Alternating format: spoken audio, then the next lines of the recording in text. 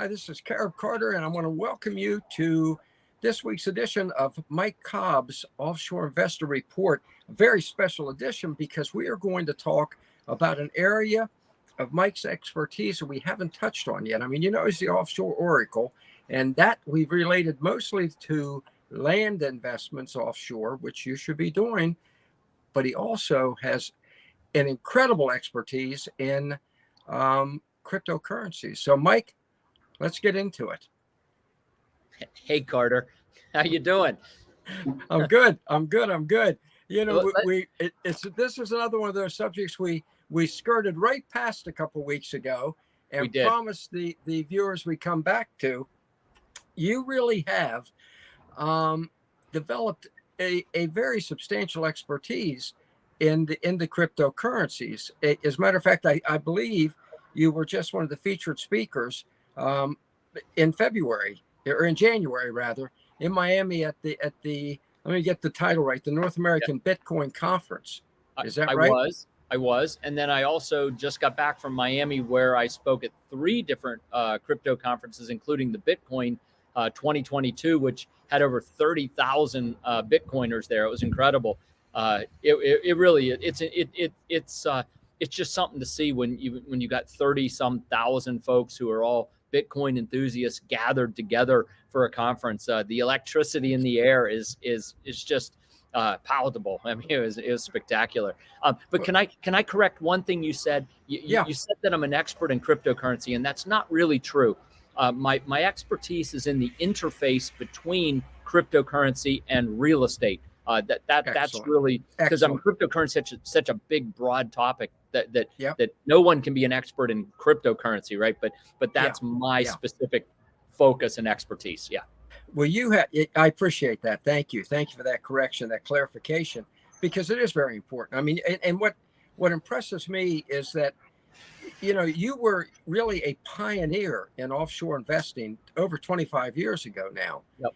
And now I want to put it this way, you're pioneering that relationship between cryptocurrency and offshore investing. Fair enough. Absolutely. And, and it really all got started about 5 years ago when we took our very first Bitcoin payment. Somebody came to us and they said, hey, I'd like to buy some. It was actually teak. It was one of our teak plantation parcels in Panama. And they said, we'd like to buy this teak, couple parcels, but can we pay with Bitcoin? And I'm like, I don't know, but let me find out. And I went and talked to a couple people in the organization who I knew had some crypto experience, and we set up a wallet, and we took that payment 5 years ago. And what was interesting is, and I mentioned that this Bitcoin conference in Miami, where you had 30,000 people all running around, like they all know each other. It's a very small community. Granted, 30,000 people is a lot of people, but compared to 300 million people in the U.S., it's a drop in the bucket, right? Yeah. It's a tight-knit community. And word started to spread that we would take Bitcoin and other cryptocurrencies in exchange for teak or properties. And so our crypto business has just grown. But the other thing that's been really neat is that because we do take it, and we're in the real estate space, and it is an alternative real estate space because it's offshore, right? And so crypto is kind of an outside the box thing, and offshore real estate's kind of an outside the box thing. Yep. So there's this real overlap in interest between people who own crypto and people who are looking for offshore real estate. And so we got invited to start presenting at a lot of the conferences that are crypto and Bitcoin centric. So that was really sort of the next evolution of it. And then, being around these folks and being in that space, I've learned a lot, but there's, my goodness, that industry changes every second. It's unbelievable. It's just, right. Every second. I think let's do this. I want to get into specific. We talked about property investment with Bitcoin, and one of the areas that we have touched on before, but I want to get a little more into now, is the incredible work you're doing in El Zonte and El Salvador. So we can talk about that. Then I want to broaden more generally into an observation you made to Business Insider, but we'll finish up with that. But first, you talked about the land that people can buy from you, the homes they can buy from you with Bitcoin. And that, of course, El Zonte and El Salvador just jumps to the forefront when we say that. Talk a little bit about what's happening in El Zonte, what you've seen there, and what you expect there. Sure. Well, it's funny. So last June, so almost a year ago now, I was speaking at the Bitcoin conference, the same one I was at Miami, but last year's version. And I was approached on the second day of the event by this guy. And it's an interesting story. So this guy taps me on the shoulder, whatever, and he goes, "Hey, you Mike Cobb?" And like, yeah. And Mike, my name's Mike Peterson. I'm like, "Nice to meet you," and whatever. And he goes, I've got this piece of property down in El Zonte that I'd like to develop. I'm in the food business. You guys are great developers. Again, we were the only development company at the Bitcoin conference last year, and we were one of two this year. I mean, it's incredible. But anyway, so he goes, "You guys are developers. I checked you out. I saw you yesterday. I checked you out last night. You guys, would you be interested in looking at that?" I said, "Absolutely." I said, "Well, here's what I need, Mike. I need a copy of the title. I need some maps, maybe a topo if you have that, a couple pictures, any kind of write up. Just send me, a few documents." And when I give people those instructions, most people go away because they don't have title, whatever. Who knows, right? They don't have maps.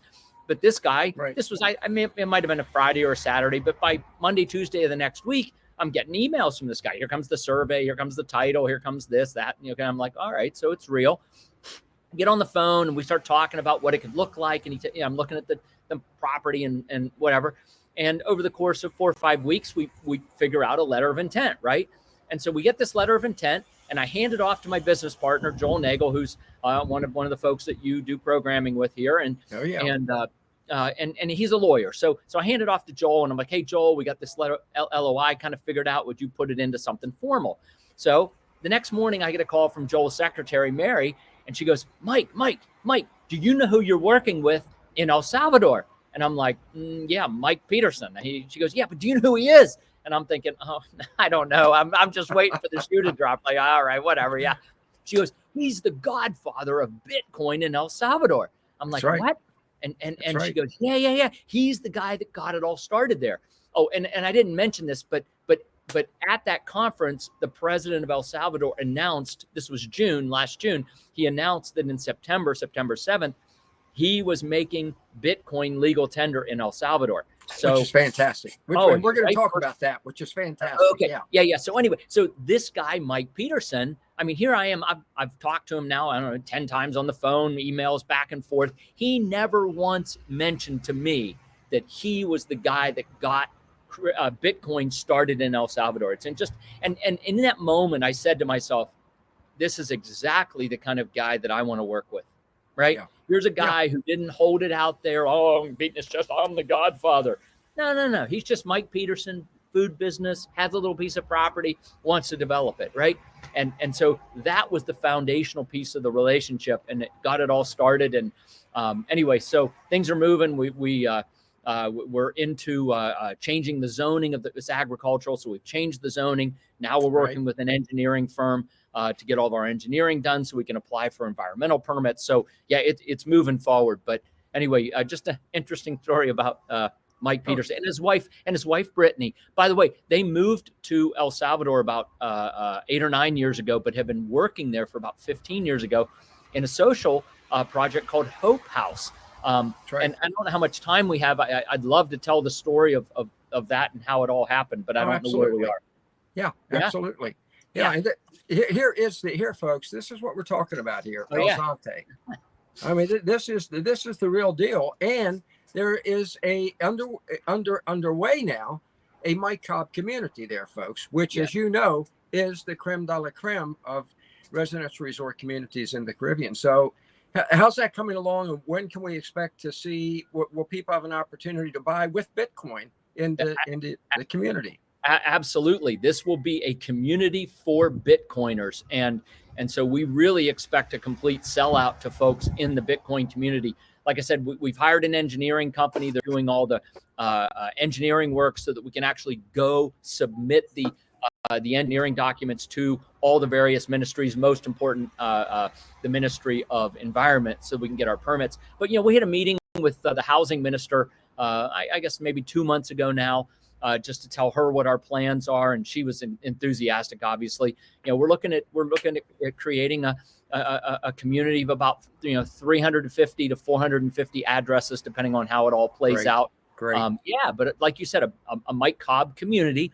Yeah. But people can pay with Bitcoin, and once they're there, if they want to get down to the restaurant, everything can Bitcoin. And in fact, I mean, that's already the case in El Salvador now. I mean, you can buy a Coca-Cola, 50-cent Coca-Cola with your Chivo wallet and in Bitcoin. With the So Bitcoin, with the everything. Bitcoin. And Yep. keep in mind, folks, this community, this Mike Cobb community, will have all the amenities. So when you're there, you live in a wonderful, wonderful community. Everything you want is right there, and you can pay for everything, as you just said, Mike, with Bitcoin. This is the future.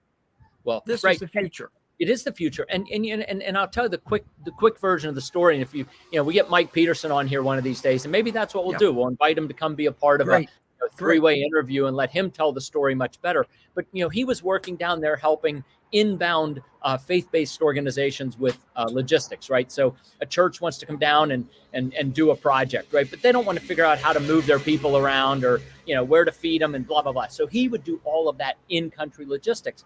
And one of these groups called him up one day and said, "Hey," this is maybe about 4 years ago now, said, "Hey, Mike, we got this big donor. He wants to pay in Bitcoin, but to take the donation, you're not allowed to convert it to cash. You have to figure out a way to make Bitcoin transactional, right? Because this guy, yeah." So Mike figured out how to do it. He hired really smart people to come and help him do it, right? And then COVID hit, right? Then COVID hit. And unlike the US where, everybody got a check, or if you asked for a check, you got a check. I don't know if everyone got one, but anyway, but in El Salvador, there's no money like that. There's no printing press. They're on the dollar.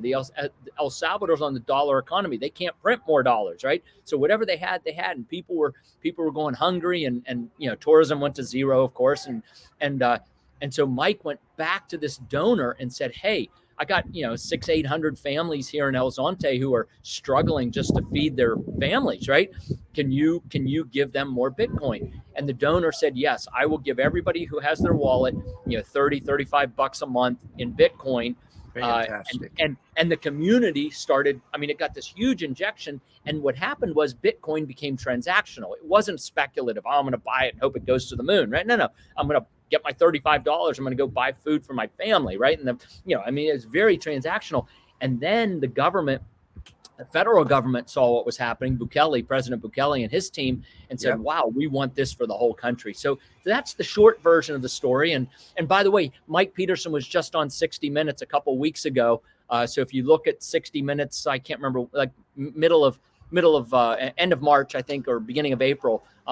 He tells the story there. It's he's been written up in Forbes magazine. I mean, he truly is the godfather and the hero of what's happened with Bitcoin in El Salvador. And we're just really honored to be able to work with him and be a part of taking, El Zonte, Bitcoin Beach is what it's nicknamed now, taking that and just to a whole different level of tourism and growth and industry and sustainability, right? You put, call it 400 addresses in there, those are homes that are going to be occupied by tourists, occupied by owners. They're going to be eating in restaurants, going to the grocery stores, right? Great. It's full economic sustainability forever, or almost whatever. It's just, forever, right?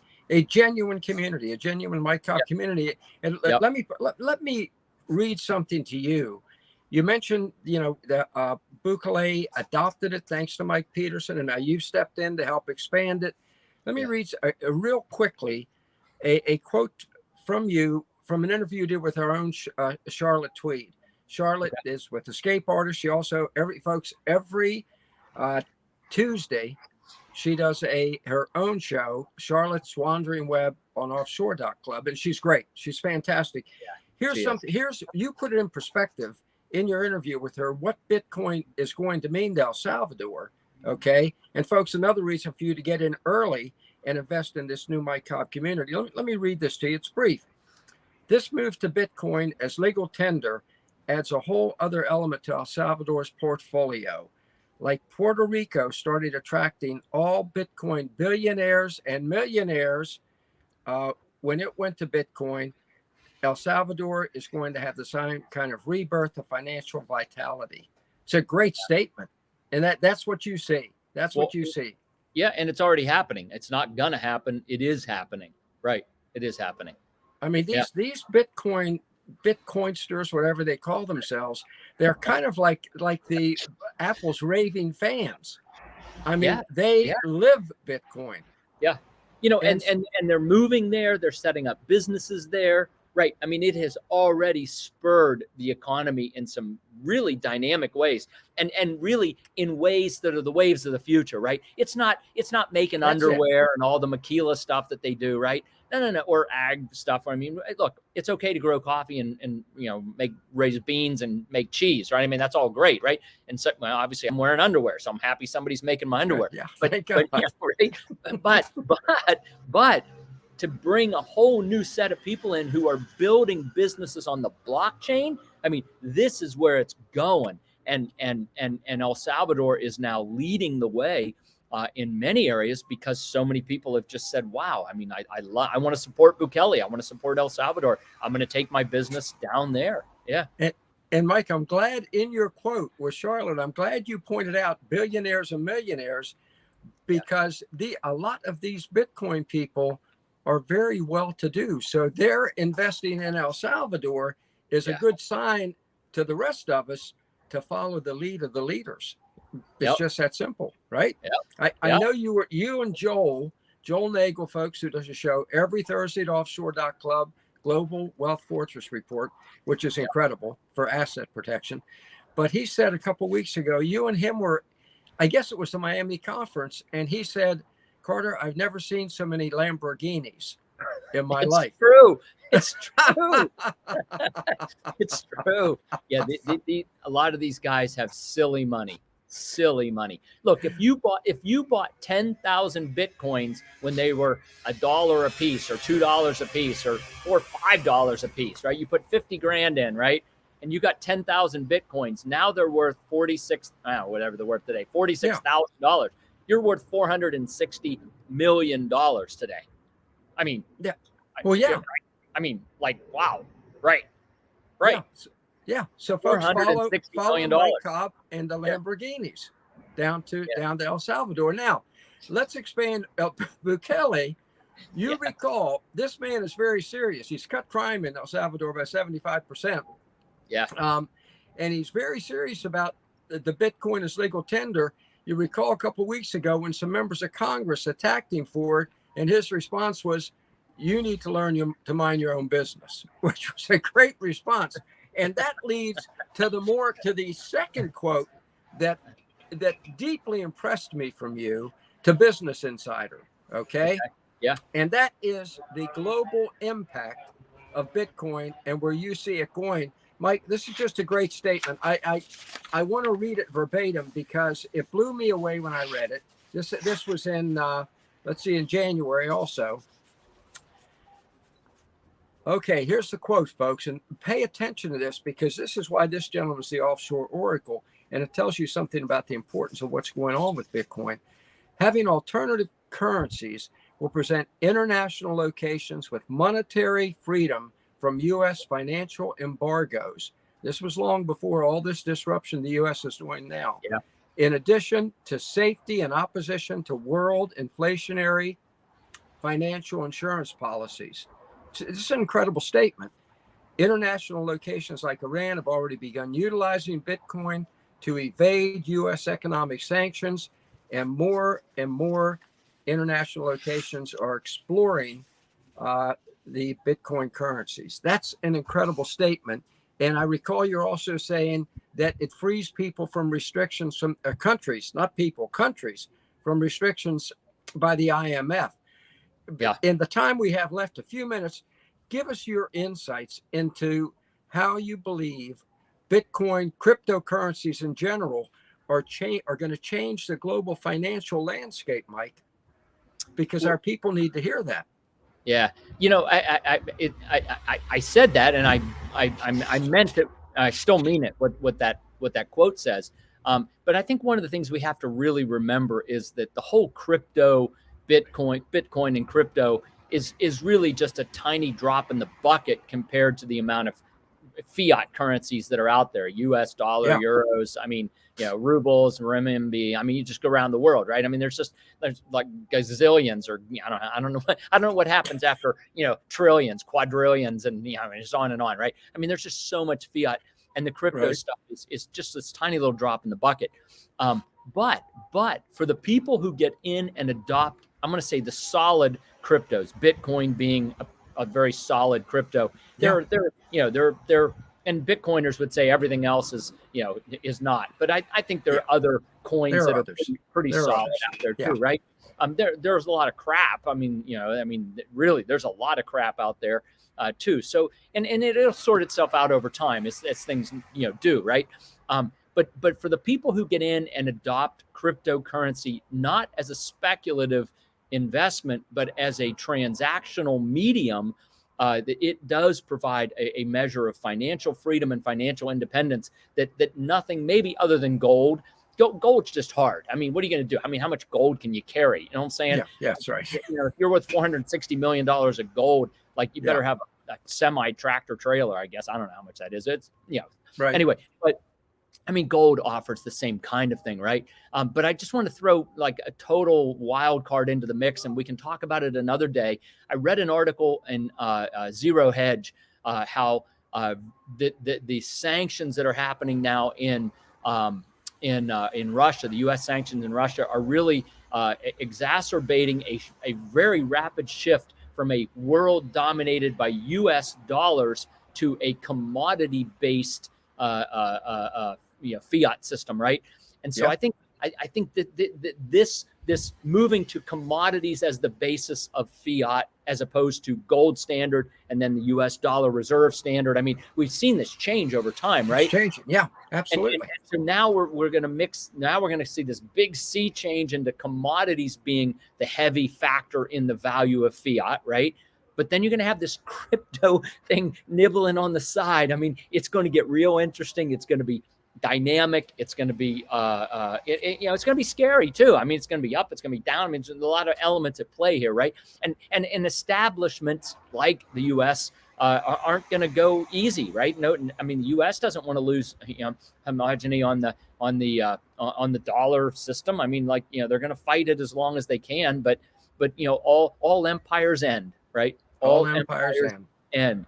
And I mean, you can be on the right side or the wrong side of that equation. I mean, you can wish and hope that it wouldn't, but that doesn't make it not happen. So anyway, I think we should all hedge our bets a little bit and be smart, have commodities, have some crypto, have some gold, right? Have offshore real estate. I mean, I think owning a piece of real estate outside your home country, it's just such a simple, easy thing to do.